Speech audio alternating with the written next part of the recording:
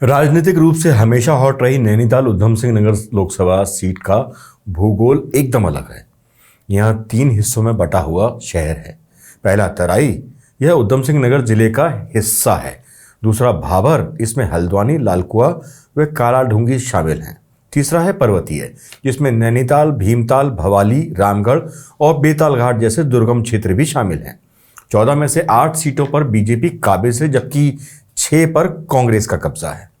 Nainital Udham Singh Nagar Lok Sabha seat पर भाजपा ने अपने सिटिंग एमपी अजय भट्ट को फिर से उम्मीदवार बनाया है। कांग्रेस अभी अपने उम्मीदवार को लेकर मंथन कर रही है या कहें कि पशुपेश में है। खास बात यह है कि इस सीट पर एनडी तिवारी कई बार चुनाव लड़ चुके हैं और यहीं से चुनाव हारकर उनका पीएम बनने का सपना, यानी प्रधानमंत्री बनने का सपना चकनाचूर हुआ था। तालों की नगरी कहे जाने वाले सरोवर नगरी नैनीताल के दूरस्थ क्षेत्र ओखल कांडा से लेकर एक तरफ नेपाल सीमा से सटा इलाका खटीमा और दूसरी ओर उत्तर प्रदेश से सटा काशीपुर का क्षेत्र इस सीट के पहाड़ और भावर वाले मिले जुले समीकरण को बयां करता है। इस सीट पर अब तक लोकसभा चुनाव में से कांग्रेस ने 10, भाजपा ने 4 और एक बार जनता दल ने जीत हासिल की है। वैसे इस सीट का समृद्ध इतिहास भी है। भारत रत्न पंडित गोविंद बल्लभ पंत के साथ ही उनके परिवार की भी यह कर्मस्थली रहा है। आजादी के बाद से लगातार 2 आम चुनावों में पंत के दामाद सीडी पांडे इस सीट से सांसद चुने गए। इसके बाद उनके पुत्र केसी पंत ने इसी सीट से 3 बार जीत हासिल की और हैट्रिक बनाई। वर्ष 1991 में जब पंडित नारायण दत्त तिवारी प्रधानमंत्री पद के संभावित दावेदारों में शामिल हो चुके थे, इस सीट से चुनाव लड़ा था और उन्हें हार का सामना करना पड़ा। पूर्व सीएम हरीश रावत, भगत सिंह कोश्यारी भी इस सीट से भाग्य आजमा चुके हैं, जिसमें रावत को हार का सामना करना पड़ा। वर्तमान में अजय भट्ट सांसद होने के साथ ही केंद्रीय रक्षा व पर्यटन राज्य मंत्री हैं। नैनीताल लोकसभा सीट के तहत 2 जिले आते हैं और 14 विधानसभा सीटें। वर्तमान में इन सीटों पर 8 भाजपा विधायक हैं और 6 सीटों पर कांग्रेस के विधायक हैं, जैसा कि पहले मैंने बताया। उधम सिंह नगर जिले में कांग्रेस के विधायक अधिक हैं। हल्द्वानी, रुद्रपुर व काशीपुर नगर निगम हैं। तीनों में भाजपा के ही मेयर रहे हैं।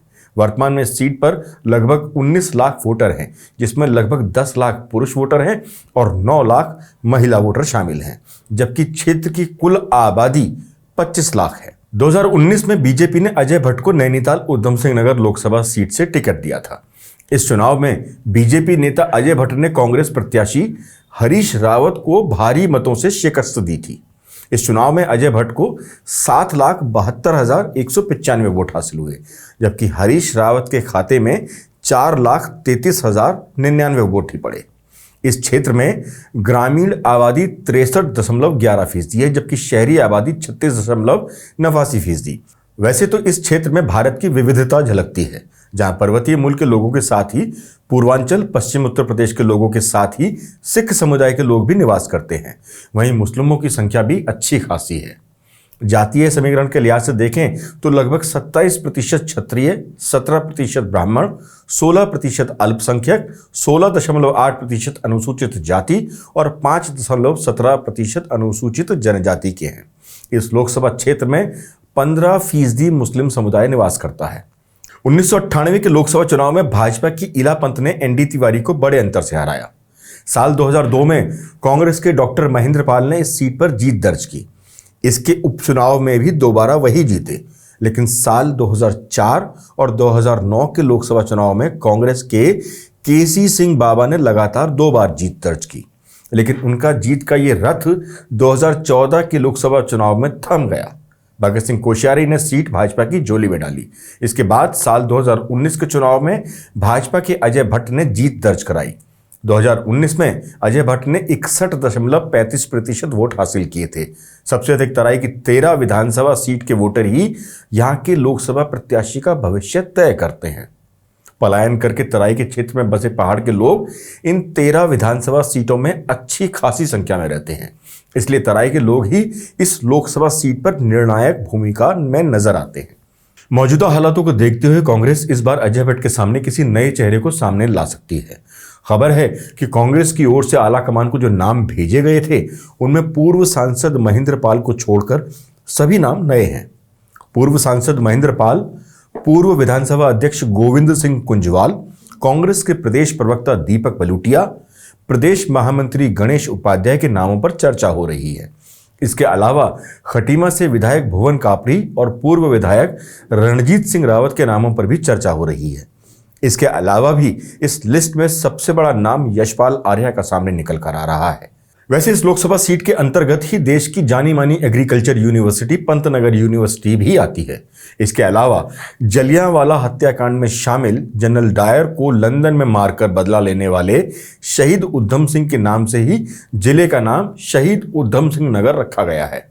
उधम सिंह नगर जिले में औद्योगिक क्षेत्र काशीपुर, रुद्रपुर और सितारगंज शामिल है। कुल मिलाकर 1000 से अधिक औद्योगिक इकाइयां लगी हुई हैं। उधम सिंह नगर का खटीमा शहर नेपाल देश से सटा हुआ है, जबकि दूसरी तरफ उत्तर प्रदेश की सीमा से सटा हुआ है। अब जब लोकसभा चुनाव का शंखनाद हो चुका है तो सबकी निगाहें इस बात पर टिकी हुई हैं कि कांग्रेस किसको अजय भट्ट के सामने मैदान में उतारती है। अगर यशपाल आर्या यहां से चुनावी मैदान में उतरते हैं तो इस बार यह सीट रोचक हो सकती है, क्योंकि उनकी अल्पसंख्यक वोटरों पर अच्छी खासी पकड़ मानी जाती है। वहीं दूसरी तरफ युवा कांग्रेस विधायक और नेता प्रतिपक्ष भुवन कापड़ी के नाम के साथ साथ आगे आती है तो भी यह सीट भाजपा के अजय भट्ट को सीधी टक्कर दे सकती है। गौरतलब है कि कापड़ी ने विधानसभा 2022 के चुनाव में प्रदेश के मुख्यमंत्री को मुख्यमंत्री रहते हुए जबरदस्त पटखनी दी थी और पुष्कर सिंह धामी को हार का सामना करना पड़ा था। फिलहाल इस वीडियो में इतना ही। नमस्कार।